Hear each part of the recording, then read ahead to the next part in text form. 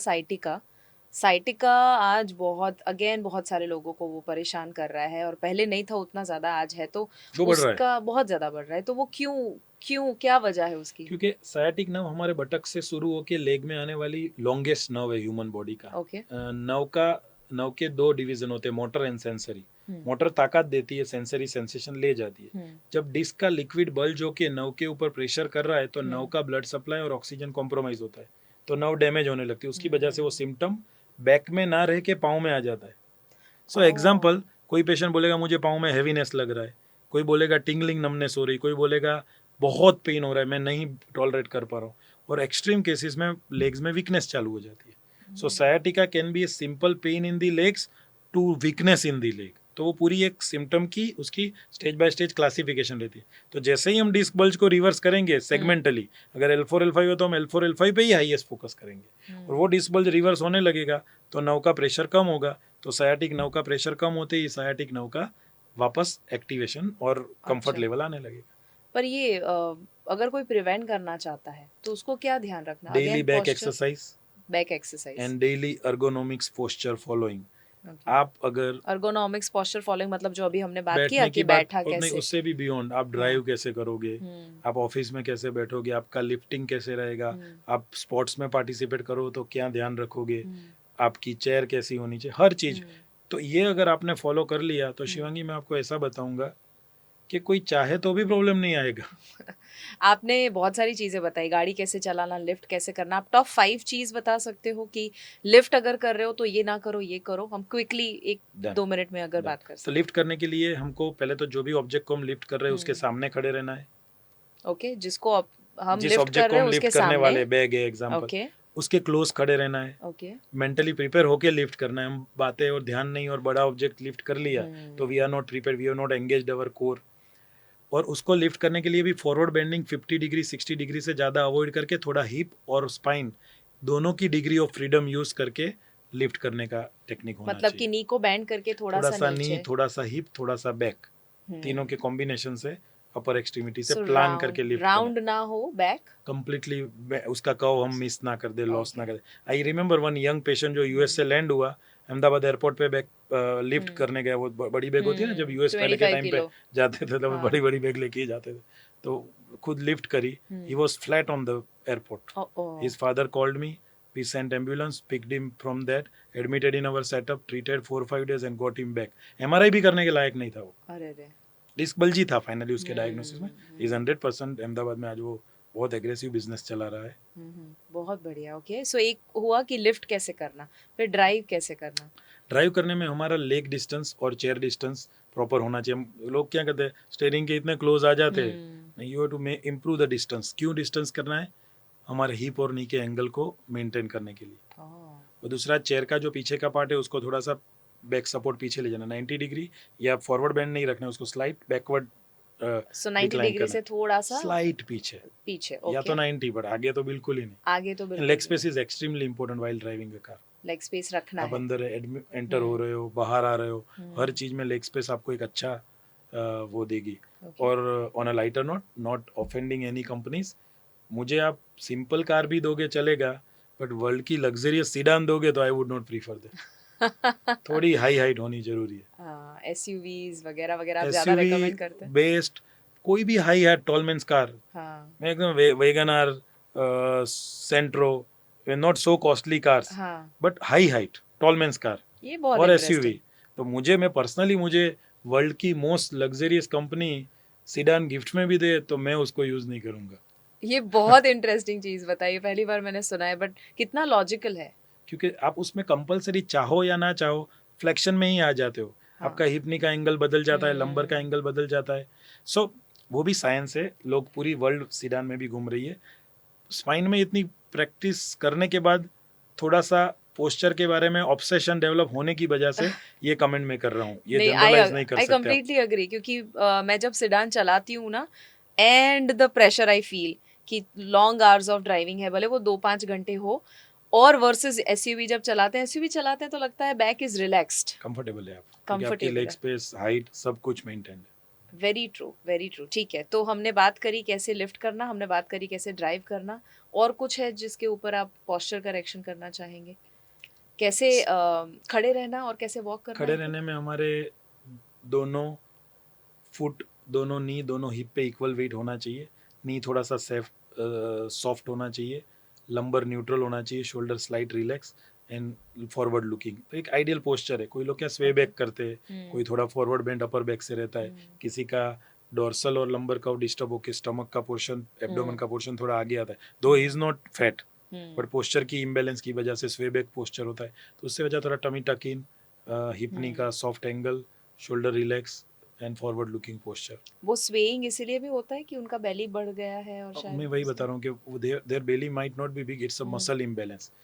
Anterior and posterior pelvis के muscle की asymmetry की वजह से और डोर्सल और लंबर के मसल के इम्बैलेंस की वजह से वो थोड़ा सा पोस्चर डेविएट होता है, and this is very well correctable with exercise. Okay ठीक है। सो कैसे खड़े रहना तो आपने बता दिया, दोनों पैर पे इक्वल वेट वगैरह होना चाहिए, इवन जब आप हेड फॉरवर्ड है तो वो भी आपका चटक इन, आई चिन टक थिंक शोल्डर के ऊपर कान आना चाहिए, और आपका शोल्डर शोल्डर ईयर सब एक लाइन में है। हिप। कंप्यूटर में काम करते करते लोग फॉरवर्डेड कर देते हैं, फॉरवर्ड से सब ओसिपिटल मसल की टाइटनेस डेवलप होती है, सब ओसिपिटल मसल की टाइटनेस से सर्वाइकल हेडेक चालू हो जाता है, और आदमी महीनों तक फिजियो ले ले फिर भी ठीक नहीं होगा, बट जब फिजियोथेरेपी उसको 5 दिन या 10 दिन अच्छा सा सब ओसिपिटल स्ट्रेच करके सिखा दे तो उसका हेडेक चला जाएगा। परफेक्ट, ठीक है ओके। और वॉक करते वक्त भी ये सेम चीज़ों का अगर वो ख्याल रखे तो उसको कोई प्रॉब्लम नहीं। आपने बहुत सारी चीज़ों को गाइड किया है। अगर कोई इंसान को कोई भी किस्म का स्पाइनल इश्यू आता है, और अगर दवाइयाँ, स्टेरॉइड्स, इंजेक्शंस जो दिए जाते हैं उसमें आपके क्या विचार है? सो बहुत एक्यूट पेन है और वो हाँ। ऐसी कंडीशन में है कि हिल नहीं पा रहा है, तो कुछ 2-3 दिन एंटी इन्फ्लेमेटरी या मसल रिलैक्सन ले ली, ठीक है, but long term medicine avoid करना है, क्योंकि वो अल्टीमेटली हमारी इंटेस्टाइन लाइनिंग को भी इफेक्ट करता है और सिस्टम के बहुत सारी जगह पे वो डिस्टर्बेंस करता है, किडनी, लीवर। वो लंबे डोज से होता है खैर, बट हम क्यों वो लेना चाहें, क्योंकि वो टारगेटेड ट्रीटमेंट तो है ही नहीं। Temporary relief, lot of side effects, not a targeted treatment. और steroid strict targeted no no. नहीं है, इसका मतलब ये है कि वो सिर्फ वो ही एरिया को ट्रीट नहीं करता है, पूरे बॉडी में वो और एब्सोल्युटली इसीलिए साइड एब्सोल्युटली, और वो इफेक्ट। टेम्पररी पेन रिलीफ करता है, अंदर तो कुछ क्योर वो कर नहीं रहा है। करेक्ट। सो हम वही चीज पे फोकस करें जो रूट कॉज को ट्रीट करे। जैसे steroid strictly no no Shivangi, strictly no no. उसकी भले ही साइड, कितना कॉम्प्लिकेशंस क्यों अरे ना। आप नहीं मानोगे, आज यंगस्टर सफर हो रहे हैं। जैसे पोस्ट कोविड हम एक कंडीशन देख रहे हैं जिसका नाम है AVN of hip. Oh big time, बहुत दैट बड़ा is problem. Avascular necrosis of hip, that is due to steroid induced coagulopathies. पहले के जमाने में क्या था, कभी कभार कोई इन्फ्लेमेटरी डिसीज के लिए दे दिया या कभी कभार स्किन कंडीशन में दे दिया। तो हमारे मिशन हेल्थ के हिप क्लिनिक में हम वीक में एकाध एवीएन पेशेंट देखते थे, आज हम डेली एक पेशेंट देखते हैं। Are you kidding me? And 22 year young girl, 35 year young boy are advise hip replacement surgery. Fortunately we have got fantastic ATRD treatment जिससे हम हिप रिप्लेसमेंट यंगस्टर में बचा लेते हैं, पर वो होने का रूट कॉज स्टीरॉइड है। तो स्टीरॉइड तो स्ट्रिक्टली अवॉइड करें। आई मीन ऐसी सिचुएशन जहाँ मेडिकल साइंस उसको अवॉइड ना कर सके तो अलग बात है, अदरवाइज आप आए दिन स्टीरॉइड दे दो या ले लो, वो नहीं चलेगा। पड़ी का भी नहीं चलेगा। आपको पता है वो पड़ीका वाली दवा आती है जिसके अंदर कोई ब्रांड नेम नहीं होता है, आयुर्वेदिक का नाम चलता है। Ideal Ayurvedic is fantastic. I am not talking about them. Absolutely. I am talking about those people who sell steroid on the name of Ayurvedic and fooling around the people. ओ वाह, ऐसा भी होता है? अरे आप क्या नहीं मानते हो, मेरा एक फ्रेंड टॉक्सिकोलॉजी डिपार्टमेंट का इंडिया का one of the authority scientist है, उसके पास जो सैंपल आते हैं आप देखो तो आप चौंक जाओ। यहाँ के कोई इंडिया से वो लंदन में एक पेशेंट पड़ी की मंगाता था, वो पड़ीका वाली दवा लेता रहा और कुछ टाइम बाद पता चला हिप जॉइंट सूखने लगा, जो हम बात कर रहे हैं। फिर कोई और रीजन नहीं मिलने से वो पड़ी की वाली सैंपल मंगा के उसको लैब टेस्ट कराया तो उसमें स्टीरॉइड था। और ये स्टीरॉइड अगर आसान भाषा में समझा सके कॉमन मैन को, होता क्या है? स्टीरॉइड एक ऐसा केमिकल है जो ह्यूमन बॉडी में नॉर्मल प्रमाण में कोर्टिजोल या काफी सारे केमिकल्स रहते हैं, जो एक अच्छा पॉजिटिव उसका रोल होता है, वो इन्फ्लेमेशन को कंट्रोल करते हैं, हर चीज में हेल्प करते हैं, इम्यूनिटी में हाँ, भी हेल्प पर करता है। नहीं वो एक अलग ही इम्यूनोसप्रेशन कैटेगरी में भी आता है, उस पर एक सेपरेट डिस्कस करेंगे। पर वो बॉडी में आए हुए एक्यूट कोई भी कंडीशन को सबसाइड करने के लिए इमीडिएट हेल्प करता है, बट उसकी साइड इफेक्ट का लिस्ट भी बहुत बड़ा, जैसे बोन के ऊपर वो ऑस्टियोपोरोसिस करता है, बोन की डेंसिटी को अफेक्ट करता है। राइट। बट सबसे ज़्यादा अभी हम इतने सारे डिफेंसिव मोड पे आ गए कि जितने लोग हो सके उसके प्रिस्क्रिप्शन को ट्राई करते हैं कि कंट्रोल द स्टीरॉइड्स, बिकॉज अब 35 ईयर के आदमी का हिप खत्म हो गया और रिप्लेसमेंट बोल दिया गया, आगे के 35 ईयर बाकी है। एग्जैक्टली और बहुत सारे ऐसे केसेस मैंने सुने डेली और मुझे डेली आप एवियन ऑफ हिप ने तो एक अलग ही नया उसका भी एरा स्टार्ट कोरोना हो का गया है। वेव आया था, कोरोना ये नहीं किया, AVN कोरोना का। में जिसको स्टीरॉइड देना पड़ा, हाँ। और वो भी जरूरी था उस टाइम पे शायद लाइफ थ्रेटनिंग सिचुएशन से बाहर आने के लिए। बट अभी के लिए तो जिसको अवेयरनेस है, तो मेरा एक वो भी मैसेज है, जिन्होंने कोविड में स्टीरॉइड लिया है उनको प्रोएक्टिव भी कुछ स्टेप्स लेने चाहिए। वो एक पूरा डिटेल सब्जेक्ट है, उस पर भी कभी डिस्कस करेंगे। Wow wow, I am blown away. मुझे लग रहा है कि लोगों को ये बेसिक सी चीज़ें है ना, कुछ चीज़ें तो एटलीस्ट स्कूल लेवल पर सिखानी चाहिए, जो उनके लाइफ लॉन्ग पेन का कारण बन रहा है। आई थिंक वो कभी आएगा ही नहीं अगर ये बेसिक सी चीज़ों का ख्याल रखा। बहुत सारा जब हम सोशल मीडिया की बात करते हैं ना, तो आपने एक चीज़ बताई थी, एक्सरसाइज बहुत ज़्यादा केयरफुली करनी है, आपको आपके बॉडी को सूट करे वो करना है। मुझे दुख तब होता है जब everybody is now an influencer, everybody, जैसे आपने बताया सबको सब पता है, और जब ये इन्फ्लुएंसर्स उनका प्रॉबली मोटिव होगा कि वो हेल्प करना चाहते हैं, बट अनइंटेंशनली कहीं ना कहीं वो कुछ ऐसा बता देते हैं और वो 1 मिनट की रील में कुछ गलत समझ लेते हैं और गलत फॉलो करते हैं, जिससे इंजरी होती है।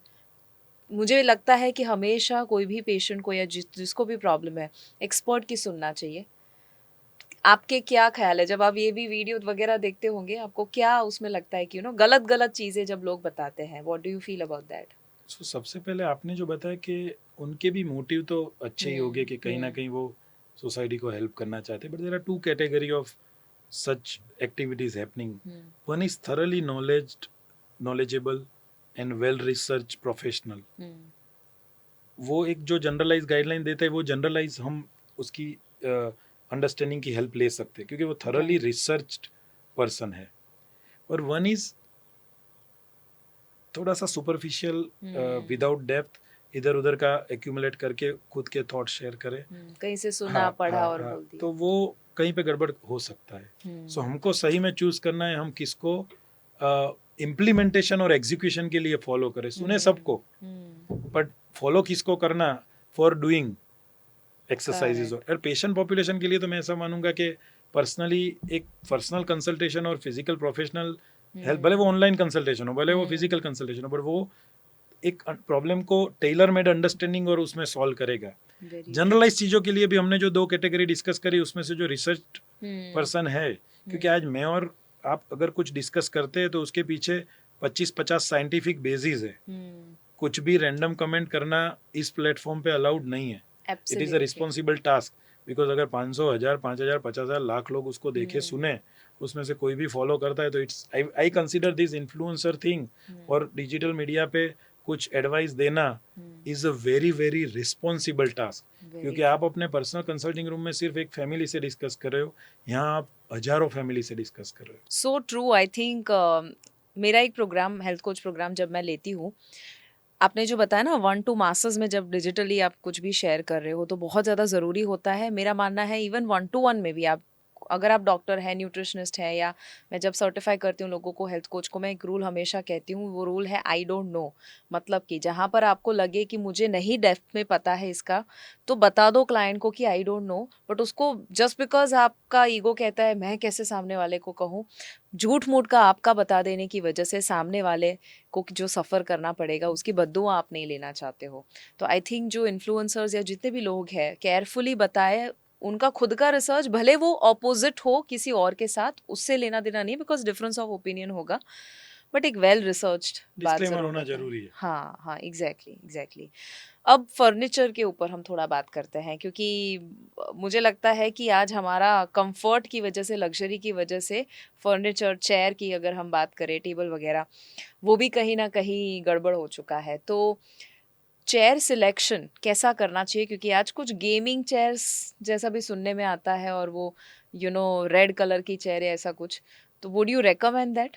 तो गेमिंग चेयर जो है वो स्पेसिफिकली ये यूट्यूबर या हम्म, मीम मेकर, उनका लॉन्ग टर्म कंप्यूटर पे ही पूरा काम करके एडिटिंग चलता रहता है, राइट, तो उनके लिए काफ़ी पॉपुलर होगी। और वो भी एक ने देखा, दूसरे ने यूज़ किया, दूसरे ने देखा, तीसरा चल रहा है। तो उस चेयर में भी कुछ पॉइंट्स है, जैसे उसका जो लंबर सपोर्ट है वो थोड़ा लोअर लेवल पे है, वो स्लाइट ऊपर होना चाहिए, क्योंकि जिस लेवल पे उसका लंबर सपोर्ट मैं चेयर में देखता हूँ, पर्सनली मैंने चेयर यूज़ नहीं किया है, पर वो थोड़ा बटक्स के लेवल पे, तो वो थोड़ा हायर होना चाहिए। ओके, सेकंड, नेक के पोर्शन में जिस तरह का सपोर्ट होना चाहिए, उसके बदले उल्टा आता है, तो उसको सपोर्ट करने के लिए कोई डिवाइस छोटा सा हम्म, रोल रखा हुआ है, तो वो भी कभी नेक को पुश कर सकता है, तो वो मुझे इतना आइडियल कंफर्टेबल नहीं लगता है। बट जनरली ज़्यादा वहाँ टच भी नहीं करते होंगे लोग, क्योंकि कंप्यूटर में व्यस्त रहते हैं। हम्म, बाकी ऑफिस की बात करें, other than this, as a professional, computer professional है, आईटी सॉफ्टवेयर सब, उनकी चेयर में, चेयर की हाइट एडजस्टेबल हो, आर्म सपोर्ट प्रॉपर हो, हम्म, प्रॉपर लंबर सपोर्ट मिले, प्रॉपर सर्वाइकल सपोर्ट मिले, हमारी स्पाइन के हर कर्व को मैच करने वाली सिस्टम होनी जरूरी है। हम्म, अदरवाइज आप कितना भी ट्राई करो, उसको आइडियल बैकग्राउंड नहीं मिलता है, तो we tend to assume wrong position. So I tell two things. One is your knowledge about the ideal sitting surface, and one is your knowledge about ideal sitting styles. Okay, दोनों अगर हम correct कर ले, जैसे seating style हमने आज discuss करी, जी, surface भी करेक्ट कर ले, तो इट्स लाइक सरफेस 100% कैसा होना कॉम्बिनेशन। चाहिए? सरफेस फॉर्म होना चाहिए, okay, but as a whole, the back hmm, surface, the अच्छा, सिटिंग सरफेस, उसमें प्रॉपर कर्व, सर्वाइकल की कर्व, हम्म, लंबर की कर्व, हम्म, उसके थोड़े वेरिएबल एडजस्टमेंट जो एग्जैक्ट लेवल पे हम ला सके, क्योंकि हाइट के हिसाब पे भी वो वेरिएशन होता है। ओके, तो मैं किसी को भी, मेरे पेशेंट मुझे बोलते सर ये चेयर ले लूँ, तो मैं उनको आइडियली क्या गाइडलाइन करूंगा कि आप चेयर के शोरूम में जाओ, हम्म, कुछ क्राइटेरियाज मैं आपको गाइड करता हूँ हम्म, सपोर्ट्स के, उस पर बैठो, ट्राई करो, फिर बाय करो। आपको ये चेयर सही लग रही है जो अभी आप बैठे हो, आई मीन कि इसमें कुछ? 20-30 मिनट्स के लिए चलेगा, बट मैं बात कर रहा हूँ उन लोगों के लिए हम्म, जिनको 4 आवर 6 आवर 8 आवर डेस्क पे काम करना है, तो ये नहीं यो चलेगी। ये नहीं ये चलेगी अपने कि कैजुअल सीटिंग के लिए कंफर्टेबल सपोर्ट है। नहीं है, हाँ, राइट, हाँ। ओके, गॉट इट, ठीक है। अब हम सर्जरी की बात करते हैं सर। सर्जरी कितने लोगों को जेन्युइनली ज़रूरत भी पड़ती है, क्योंकि आज छोटा भी प्रॉब्लम हो जाता है तो भी उनको गाइड किया जाता है कि अब सर्जरी ही करवा दो। सो हम स्पाइन में इतना इंट्रिकेट डेलिकेट वर्क करते इतने सालों से, hmm, 17 years, 60,000 plus patients treated successfully, hmm, हम इतना जान चुके हैं कि अगर प्रॉपर तरीके से पोस्चर, लाइफस्टाइल, आइडियल फिजियोथेरापी कोई हम्म, भी अच्छे क्लिनिक में वर्ल्ड वाइड हम्म, करी जाए, तो 95 to 98% patients can be treated without intervention. वाह, यानी 100 में से 2 to 5% को ही सर्जरी की जरूरत है, क्या बात है, क्या बाकी बात है। सबको बचाया जा सकता है। सो 95% जितने तो मतलब ज़रूरत ही नहीं पड़ती दे है आर कि they surgery. Our data says that. Hmm, and spine surgery की एंट्री कसी भी है, एक मेडिकल प्रोफेशनल भी जानते हैं कि आंख का अगर मोतियों करवाना है हम्म, या हार्ट की बाईपास करवानी है, तो वो करवा ले, पर स्पाइन हो सके तब तक नहीं खोलना चाहिए। क्योंकि मैंने भी, और सर आपने तो बहुत सुना होगा, बट मैंने भी सुना है कि L4 L5 का कोई सर्जरी करवाया, स्पाइनल कोई ना कोई किस्म का सर्जरी करवाया, और उसके बाद प्रॉब्लम कोई दूसरा आ गया। हाँ, और उसमें सर्जन का फॉल्ट नहीं है, भले हाँ, best, let's assume best of the surgeon operate करता है, हम्म, पर उसकी बात की जो प्रोसेस है ना, जैसे जहाँ से एंटर हुए, हम्म, जिस बोन को काट के, हम्म, उस जंक्शन पे इंस्टेबिलिटी होना, जहाँ ऑपरेट किया वहाँ पे फाइब्रोसिस होना, कुछ चीज़ें नेचर की इनएविटेबल है, and that makes the things difficult and prognosis difficult. But 2 to 5% ऐसी पॉपुलेशन है जिसमें न्यूरोलॉजिकल कॉम्प्लिकेशन एक हद से ज़्यादा बढ़ गए, बोवेल कंट्रोल लूज हो गया, यूरिन कंट्रोल लूज हो गया, न्यूरोलॉजिकल यूरिन कंट्रोल, हम्म, तो उस केस में हमको अर्जेंट सर्जरी का डिसीजन लेना पड़ सकता है, और उसमें फिर हम राह भी नहीं देखेंगे। करेक्ट, मतलब जहाँ जरूरी है वहाँ जरूर टू सर्जरी टू फाइव करवानी परसेंट चाहिए, टू वहाँ टू फाइव करवाना पड़ेगा, परसेंट यस। कर लेंगे, बाकी सबको बचाना है। ब्यूटिफुल सर, अभी रैपिड फायर टाइम, कुछ कुछ सवाल है, मैं चाहूंगी आप जरूर शॉर्ट में उसका जवाब दे सके। सबसे पहला, लंबर सपोर्ट के लिए एक बेल्ट जो पहनते हैं, is that okay to use? Not for everyone, I would quickly tell that हर स्पाइन कंडीशन और प्रॉब्लम का एक इंडिकेशन होता है, जहाँ इंडिकेटेड है वहाँ कुछ स्मॉल मिनिमल ड्यूरेशन के लिए पहन सकते हो। अगर यही हम लंबा पहनेंगे तो वो हमारे कोर मसल की एक्टिवेशन को अफेक्ट करता है। लोग क्या करते हैं, हैबिट पड़ जाती है, पहन लिया तो फिर लाइफ टाइम सेट हो गए, कुछ लोग तो ऐसे आते हैं। It's not wise, we must make our own core muscles much stronger. Okay, okay. So core के रिलेटेड ही अगला सवाल है, 1 मिनट प्लैंक करना क्या आपके लोअर बैक और बैक रिलेटेड इश्यू को दूर कर सकता है? वो दूर तो करने का स्टेज अलग होता है जब पेन होता है, hmm, but then otherwise this is a fantastic activity. Okay. आपको प्लैंक कर सको तो वो real good functional core activation है. ओके. ठीक है. सबसे बड़ा एक कॉमन मिसकंसेप्शन जो आपने सुना हो बैक पेन को लेकर. मीन्स जो चलता आता है काफ़ी टाइम से बेड रेस्ट. इस पेशेंट को बैक पेन हुआ, 3 महीना बेड रेस्ट ले लो, 6 महीना बेड. आज लोगों के पास हम्म. 5 दिन का टाइम नहीं है, हम्म. तो वो कैसे चलेगा. बेड रेस्ट का टाइम था वो चला गया, क्योंकि वो ऑन द कंट्री हमारे हर मसल की कंडीशनिंग को अफेक्ट करता है. तो राइट. अभी रिलेटिव रेस्ट का कंसेप्ट आ गया कि आप हम्म. थोड़ा सा मूवमेंट जेंटल करते रहो और आराम करो. 10-15 दिन में कंफर्टेबल होके वापस as soon as possible start with physiotherapy so you are able to go back to action. Okay. Okay. सबसे अनयूजुअल कोई स्पाइनल कॉर्ड रिलेटेड फैक्ट जो आपने जाना हो. हमारे ब्रेन का वेट है 1200 to 1400 ग्राम. ब्रेन से बॉडी की पूरी नर्व्स के साथ कम्युनिकेट करने के लिए सेंट्रल पार्ट है वो स्पाइनल कॉर्ड है. It is the bunch of nerves, bundle of nerves, पूरा एक टाइट पैक स्ट्रक्चर है. You will be surprise to know the weight of spinal cord is just 35 gram, oh. which communicates from our brain to whole body. Even if I am Wow. raising this hand, my brain has given command to my shoulder muscle, but the entire message has passed via this tiny, small, compact spinal cord, 35 ग्राम. और 35 ग्राम आपको इतने kilo का load देकर जाता है जब पूरा ख्याल नहीं पूरा. रखते हैं. और इनफैक्ट हमारे मेडिकल प्रोफेशन के अंदर ब्रेन इंजरी और स्पाइनल कॉर्ड इंजरी में ज़्यादा सीवियर स्पाइनल कॉर्ड इंजरी को माना जाता है, बिकॉज आप 35 ग्राम में कहीं पे 10 ग्राम डैमेज हुआ, so you are left with 25 gram. जब 1200-1400 ग्राम में अगर 100 ग्राम भी डैमेज हुआ तो ये 1300 gram. Wow, this is powerful. Okay. अगर किसी को भी बैक पेन कोई भी किस्म का है तो सबसे नंबर 1 एडवाइस क्या देंगे आप. Posture and ergonomics. हम्म. उनको कंप्लीट पोस्चर चेंज करने पे ध्यान रखना है. हम्म. हर 30 मिनट में वो 30 सेकंड के लिए पोस्चर चेंज करेंगे तो they will be happy and they will be remembering us hmm. To today's talk positively for rest of the life. किसी को भी स्पाइनल इश्यू को अवॉइड करना है उसके लिए टॉप कोई भी एक हैबिट जो उनको ऐड करनी चाहिए, एक हैबिट जो कभी नहीं करनी चाहिए.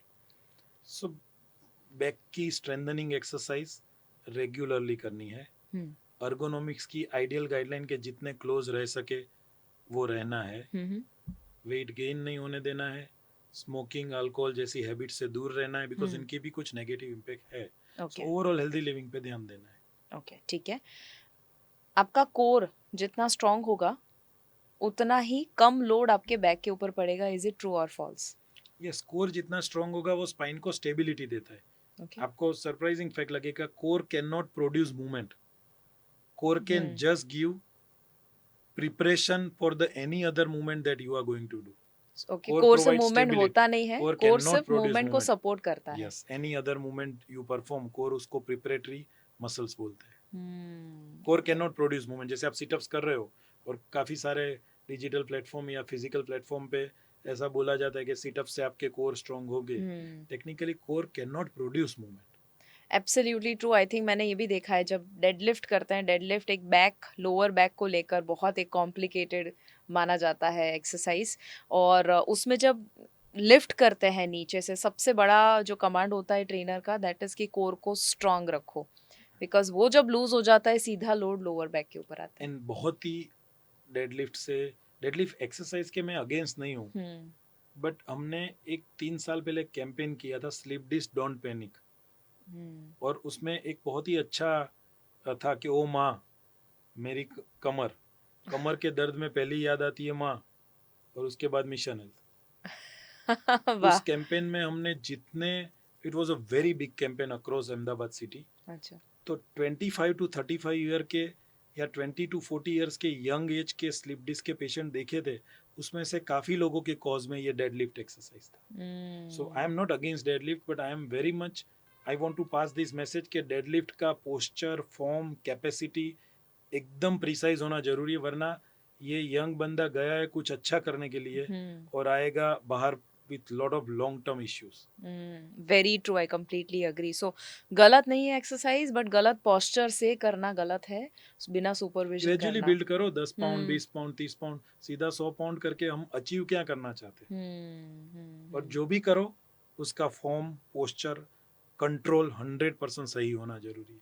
Completely. Exercise also should be use judiciously, right. कोई भी चीज आइडियल गाइडलाइन से फॉलो करने से हम उसका बेनिफिट ले पाएंगे। Very true, very true. आप और कोई एक्सरसाइज के बारे में बताएंगे कि जो नहीं करनी चाहिए जिम में या बहुत केयरफुली करनी चाहिए? कोई भी एक्सरसाइज हो, जैसे आप कोई भी स्ट्रेंथ ट्रेनिंग कर रहे हो, कोई बैक फ्लाई कर रहा है चेस्ट के लिए जिसमें नेक के ऊपर इफेक्ट आती है, आप लेग प्रेस कर रहे हो तो वो लंबर को इफेक्ट करता है, तो वो हर एक्सरसाइज करने का अलाउड है, hmm. But you to do it in a controlled manner. हमको वो for the sake of doing नहीं करना है, हम्म। उसके हर काउंट पे फोकस होना है, इन हम्म। हर count proper contraction and relaxation पे होना चाहिए। नथिंग फास्ट, फटाफट 1 2 3 12 काउंट खत्म किया, नहीं, that is not the way to do it. You to make sure आप जितना कंट्रोल वे में करोगे, ब्रेन भी उसको ऑब्जर्व करेगा, ब्रेन में भी उसकी रियलाइजेशन होगी, हम्म। मसल भी कंट्रोल वे में काम करेगा, हम्म। तो स्पाइन की भी इंजरी हम प्रिवेंट कर पाएंगे। I agree.